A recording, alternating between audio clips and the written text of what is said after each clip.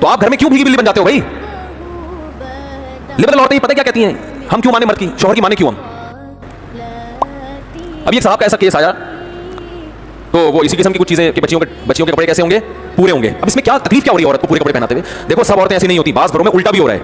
मां चाहती है बच्ची पर्दा करे, बाप इजाजत नहीं दे रहा, तो सबको एक लाठी से नहीं भागना चाहिए। लेकिन मेजॉरिटी की बात कर रहा हूं कि रुकावट अक्सर कहां से बन रही होती है और वजह क्या है? खवातीन ये समझती हैं कि हम देखने में मॉडर्न नजर आए, हमारी बच्चियां मॉडर्न, इससे हमारी महल्ले में इज्जत होगी। और अगर वो बुर्के पहन के घूमेंगी ना बच्चियां हमारी, लोग बोलेंगे ये तो तकियानुस किस्म के लोग हैं, पुराने जमाने के लोग हैं। उनके जहन में इज्जत का मयार क्या है? मॉडर्निज्म।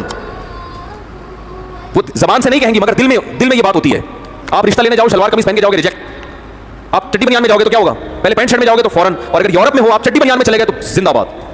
यहां तो अभी इतना लिबरलिज्म नहीं आया, लेकिन वहां चड्डी बनियान भी चलता है। आप मजाक ना समझे। एक साहब ने मुझे बताया, मेरी बच्ची का रिश्ता था यूरोप में, तो वो लोग जब यूरोप में मिलने के लिए आए तो लड़का चड्डी में आया है। कहते मैंने कहा भाई क्या हो गया? उसने तो खैर रिजेक्ट कर दिया, क्योंकि पाकिस्तान का तड़का लगा हुआ था उनको ना, वो इतने भी मॉडर्न नहीं हुए थे।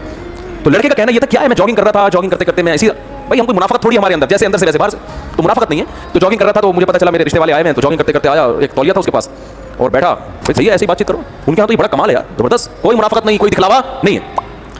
मेरे पास होता, मैं कहते स्टडी के तकल्लुफ की भी क्या जरूरत थी? फिर सही मुनाफत का पता चलता, बिल्कुल भी मुनाफत नहीं है। क्या ख्याल है? जो कुछ रिपोर्ट है आपके सामने है।